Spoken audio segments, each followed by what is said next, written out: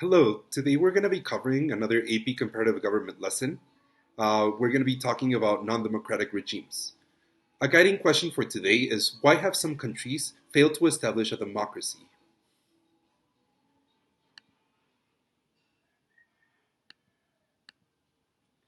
Our objectives for today are to contrast authoritarian and totalitarian regimes, to analyze competing theories for the emergence and perseverance of non-democratic regimes, to explain how the non-democratic regimes maintain power, to distinguish between personal, monarchical, military, one-party, theocratic, and illiberal regimes, and to understand the persistence of illiberal regimes despite the trends away from authoritarianism.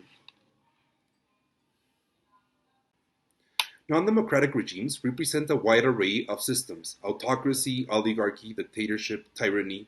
We tend to speak of non-democratic regimes in terms of what they deny citizens: participation, competition, and liberty, the very things that define democracy.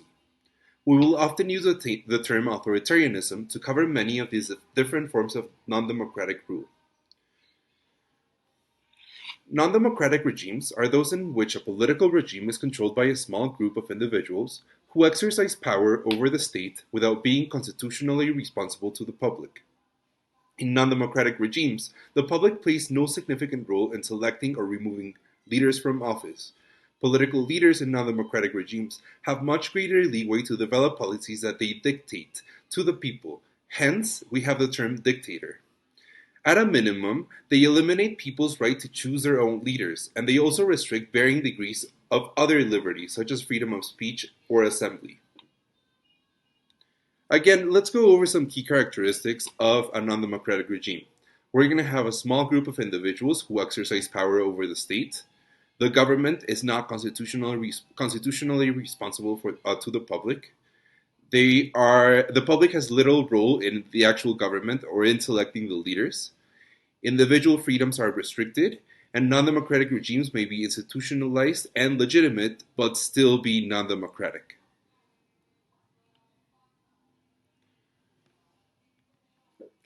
Here we have the political regime triangle. We can divide political regimes into three: liberal political regimes, socialist political regimes, and dynastic political regimes. When we have a combination between between liberalism and socialism, we're going to be having the welfare state being created.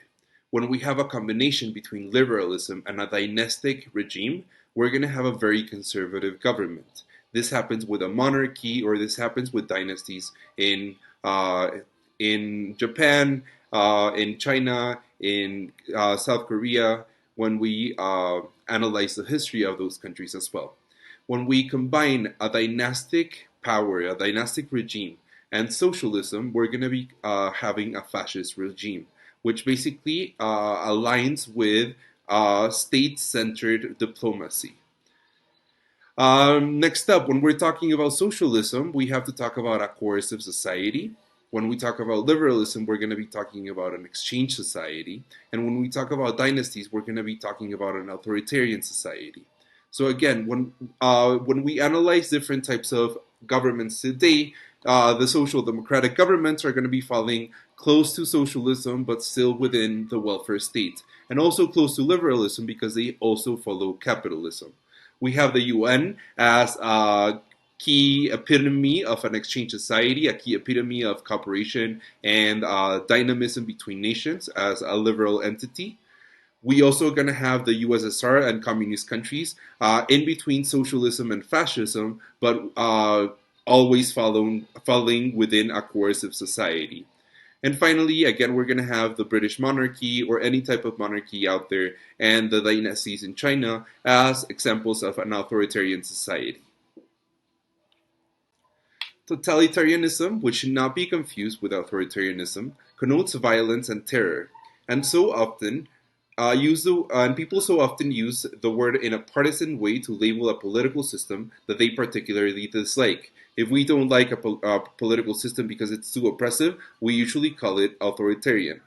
The term totalitarianism is used often to describe Nazi Germany and the Soviet Union and its satellite states, all the communist countries during the Cold War.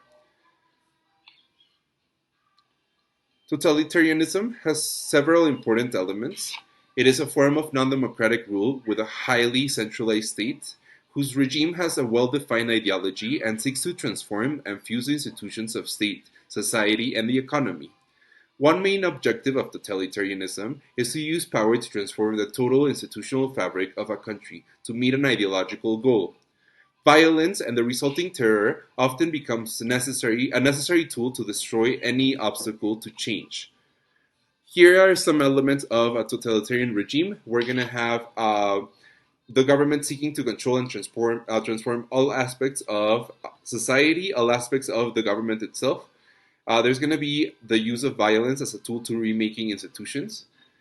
We have a really strong ideological goal, and they have arisen relatively rarely in history, and especially today because most modern states are inherently democratic. Totalitarianism often emerges when those who have come to power profess a radical or reactionary political attitude that rejects the status quo and sees dramatic and often revolutionary change as indispensable, and violence as necessary or even a positive force towards that goal. Mao's Little Red Book on the right and Mein Kampf, written by Hitler, profess these radical ideologies. There are numerous explanations for non-democratic rule, and they are contingent on time and space. What might explain one country's regime at one time may be irrelevant at another, and for another country. The lack of modernization or its disruptive nature may reinforce non-democratic rule. Elite strategies and the fear of sharing power can also support non-democratic rule, especially when natural resources are in play. A weak civil society at home and international factors can also play an important role. Finally, culture can be a factor in shaping the contours of non-democratic institutions. The rise of the modern state, together with the polarization of the classes under a system of capitalism, serves to fulfill non-democratic sentiments during the 19th and 20th century. Disruptive shifts in the economic institutions and social institutions, especially changes in gender and changes in from agricultural to industrial, are going to be generating a lot of instability. In particular, elites such as the bourgeoisie may be less willing to share power when they fear losing their economic opportunities in the process. In fact, the longevity of non-democracy may be due precisely to the fact that rivals for power seek to control specifically so that they can enrich themselves. So, usually, the people who are going to be taking over in a non democratic regime are going to be thinking about themselves, and therefore they're going to be prolonging that non democracy or shortening it because of their misuse of those resources for their own self gain.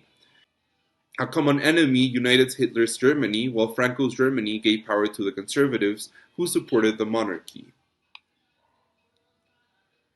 Another reason for non-democratization could stem from a resource trap, since natural resources such as oil, gas, and minerals might be a source of great wealth.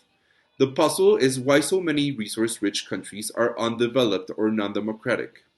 According to this theory, the existence of natural resources is a barrier to modernization and democracy for several reasons.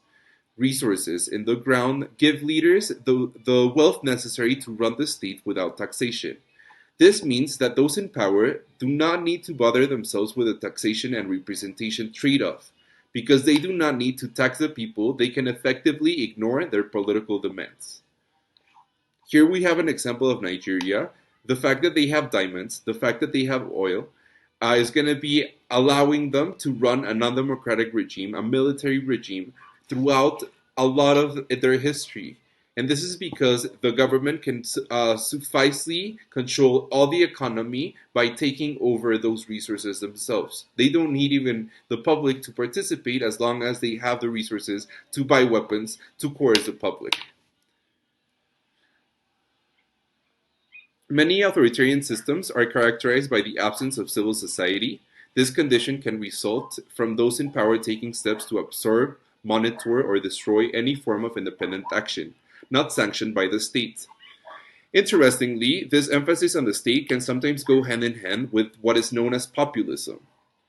Populism is not a specific ideology and in fact draws much of its power from an anti-institutional approach. But generally, populism carries within it the view that elites and established institutions do not fully represent the will of the people, and that a new movement, free from ideology and often led by a charismatic leader, can usher in a new order. While populism commonly takes an anti-governmental, anti-institutional orientation, it often assumes that people need to take back the state and set it on the correct path. Populism need not lead to an anti-democratic outcome. However, we can see how it can destabilize democratic practices and provide a foundation for anti-democratic leaders to come to power. One of Andres Manuel Lopez Obrador campaigns in Mexico is inherently populist. He wants to empower the people because the elites have actually been running the government for so long. Moving forward, we're going to be talking about non-democratic means of control. Here we have a short diagram that explains the means of non-democratic control. The first one is going to be coercion.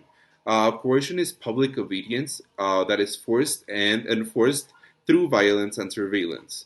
We're also going to have cooptation. Cooptation is when members of the public are brought into a beneficial relationship with the state and government, often through corporatism or clientelism. And we're going to go over both concepts in a second.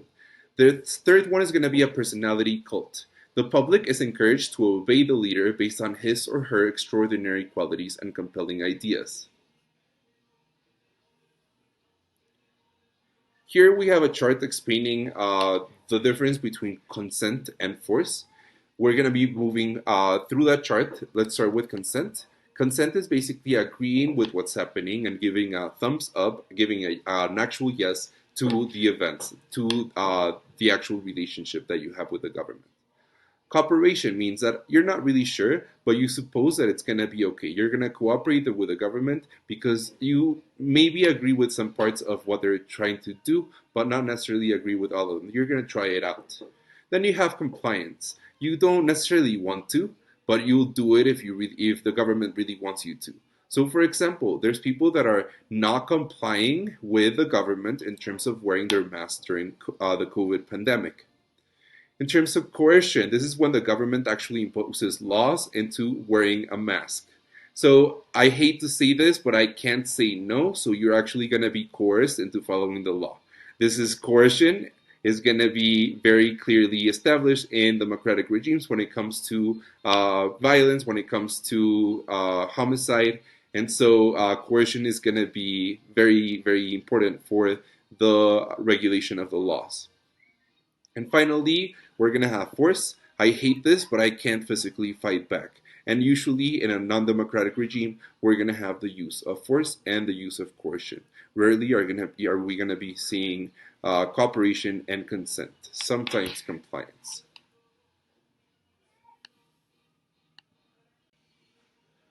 A key feature of totalitarianism is the use of coercion. Coercion can be defined as compelling individuals by threatening their lives or livelihoods.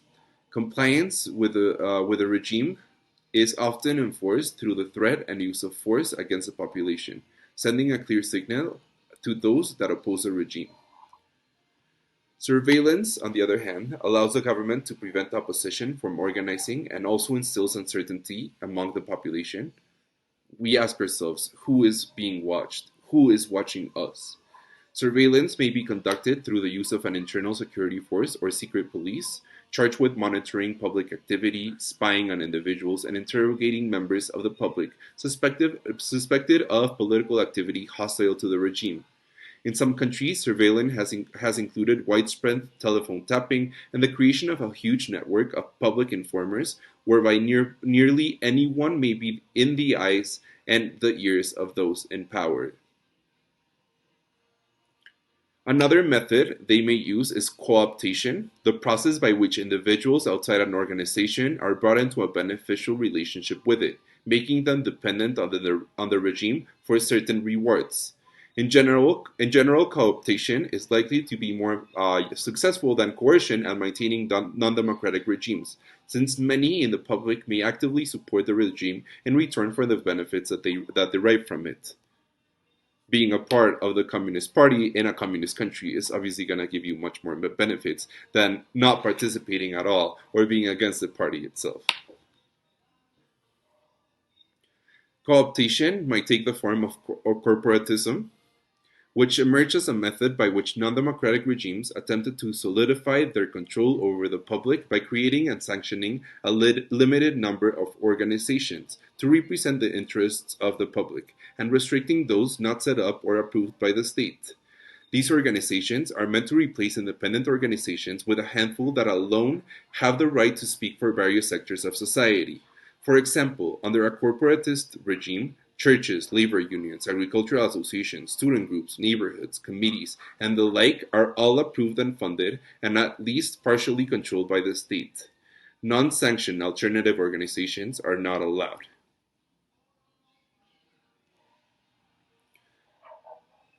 Corporatism arranges society that each organization is empowered by the state to have a monopoly of representation over a given issue or segment of society.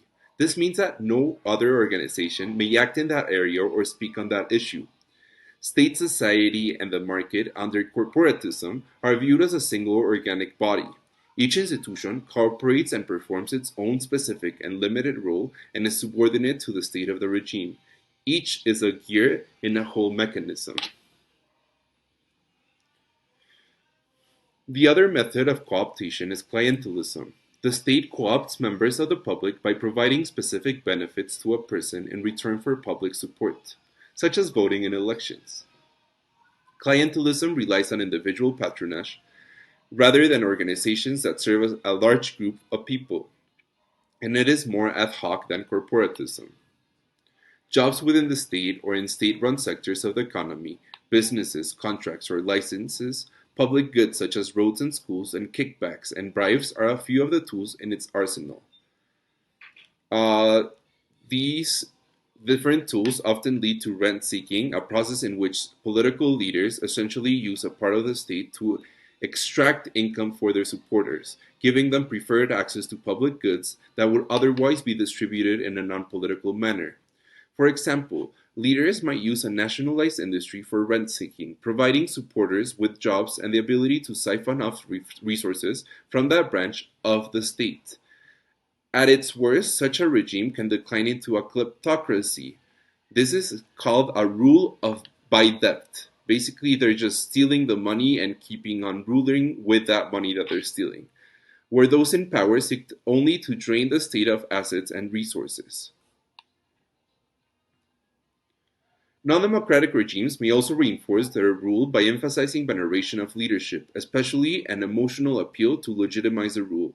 The term personality cult refers to promotion of a leader not merely as a political figure, but as someone who embodies the spirit of the nation, possesses far more wisdom and the strength than the average individual, and is thus portrayed in a quasi-religious manner as all-wise, all-seeing, all-knowing. In other words, a personality cult attempts to generate a charismatic form of authority for the political leader from the top down by convincing the public of the leader's admirable qualities. The media and culture play a vital role in a personality cult. News reports, public rallies, art, music, films, and other means are used to spread flattering imagery of that leader. Here's a really good example of this charismatic leader. Again, we have pictures of Stalin in every single household. We have pictures of Mao in every single household. We have Nazi flags in every single household. You have to follow that imagery. You have to follow that iconography if you want to actually belong to that party, to actually belong to that government and not be prosecuted for not belonging. Hitler, another very great example, he's even personified in 1920s film. We have Franco. Queen Elizabeth, another person with a huge personality cult. I mean, the monarchy comes from this absolutist background, comes from this authoritarian background, so she still has to solidify her role as a queen nevertheless. And there's a lot of iconography. We see plates of the royal family weddings being created for such reason. Kim Jong Un,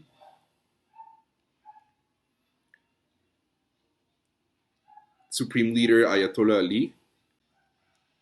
Let's talk about him for a second. Personality cults may also take a weaker but still powerful form. In Iran, the image of the Supreme Leader Ayatollah Ali Khamenei adorns shops and billboards around the country, and he is portrayed as an embodiment of the 1979 revolution and the country's Shia Muslim faith. Yet, in spite of his power, few Iranians would view him as a kind of deity or believe that he has superhuman powers. On the other hand, Russia's Vladimir Putin has built around himself a similar kind of veneration as the embodiment of the state and the regime, and some worry that President Xi Jinping, in defining himself as a core leader, is in the process of doing the same. So, this different regime leaders are going to be creating this personality cult in order to solidify their reign. Some of them are going to be doing it more subvertly. Other ones are going to be doing it by enforcing actual iconographic force. So let's talk about the models of non-democratic rule. The first thing that comes to mind is personal and monarchic rule.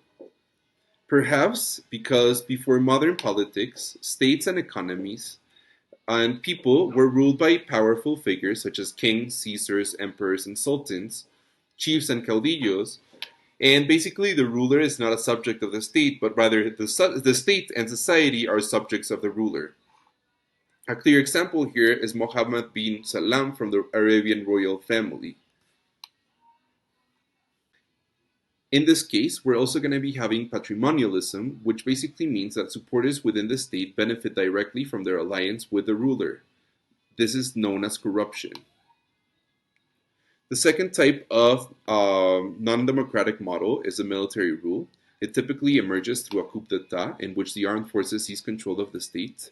In some cases, military actors may claim that they have seized control reluctantly, promising to return the state and government to civilian rule once stability has been restored. Military rule may even have widespread public support, especially if people believe that the strong arm of the military can bring an end to corruption or political violence, prevent revolution, and restore stability. A clear example of military rule is General Augusto Pinochet in Chile. One-party rule is a regime in which a single political party monopolizes politics and bans other parties or excludes them from power. The ruling party serves several corporatist functions. Through membership, the party can rely on a large segment of the public that is willing to help develop and support the policies of non-democratic rule, as well as to transmit information back to the leadership and developments in all aspects of society. An example is the PRI, the party in Mexico, which ruled for over 70 years from 1929 to 2000. The next model is theocracy, which literally means rule by God. And a theocratic regime can be founded on any number of faiths and variations within them. The rise of fundamentalism, which we defined as the fusion of religion and politics into an ideology that seeks to merge religion and the state. Such a merger, where the faith is the sole source of the regime's authority, would render democratic institutions subordinate or in contradiction to the perceived will of God. The most clear example would be Vatican City, which rules itself through Catholic religion.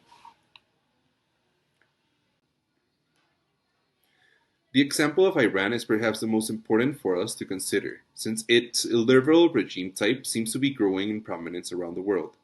These countries are partly free, meaning that they fall somewhere between the democratic and non-democratic spectrum. These regimes go by a number of names such as hybrid, electoral, authoritarian, and semi-democratic rule. Rule of law may be in place, but it is weak. As a result, other democratic institutions that rest upon the rule of law are weakly institutionalized and poorly represented. Executive, legislatures, and judiciaries have their respective arenas of authority. The public enjoys the right to vote, elections take place regularly, and political parties compete, but these institutions and processes are circumscribed or unpredictable in ways inconsistent with democracy. Executives typically hold an overwhelming degree of power. This power is often concentrated in a presidency that limits a country's abilities to remove its president. This is the example for Tehran.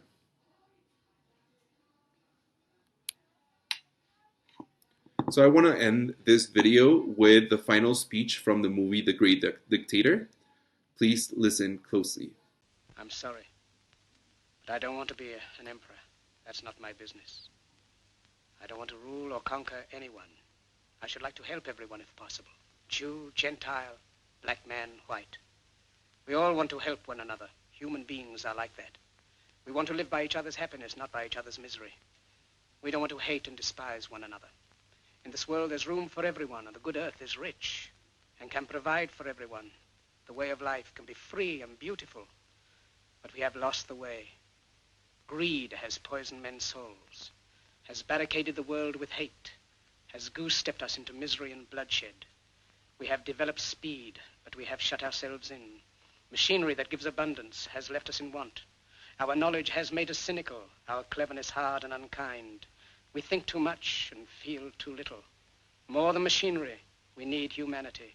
More than cleverness, we need kindness and gentleness. Without these qualities, life will be violent and all will be lost. The aeroplane and the radio have brought us closer together. The very nature of these inventions cries out for the goodness in men, cries out for universal brotherhood, for the unity of us all. Even now, my voice is reaching millions throughout the world, millions of despairing men, women, and little children, victims of a system that makes men torture and imprison innocent people. To those who can hear me, I say, do not despair. The misery that is now upon us is but the passing of greed, the bitterness of men who fear the way of human progress. The hate of men will pass and dictators die, and the power they took from the people will return to the people. And so long as men die, liberty will never perish. Soldiers, don't give yourselves to brutes, men who despise you, enslave you, who regiment your lives, tell you what to do, what to think, and what to feel, who drill you, diet you, treat you like cattle, use you as cannon fodder. Don't give yourselves to these unnatural men with machine minds and machine hearts. You are not machines. You are not cattle. You are men. You have the love of humanity in your hearts. You don't hate, only the unloved hate, the unloved and the unnatural. Soldiers, don't fight for slavery, fight for liberty. In the 17th chapter of St. Luke it is written, the kingdom of God is within man, not one man nor a group of men, but in all men, in you. You, the people, have the power to create machines, the power to create happiness. You, the people, have the power to make this life free and beautiful, to make this life a wonderful adventure. Then in the name of democracy, let us use that power. Let us all unite. Let us fight for a new world, a decent world, that will give men a chance to work, that will give youth a future and old age a security. By the promise of these things, brutes have risen to power, but they lie. They do not fulfill that promise. They never will. Dictators free themselves, but they enslave the people. Now let us fight to fulfill that promise. Let us fight to free the world, to do away with national barriers, to do away with greed, with hate and intolerance. Let us fight for a world of reason, a world where science and progress will lead to all men's happiness. Soldiers, in the name of democracy, let us all unite!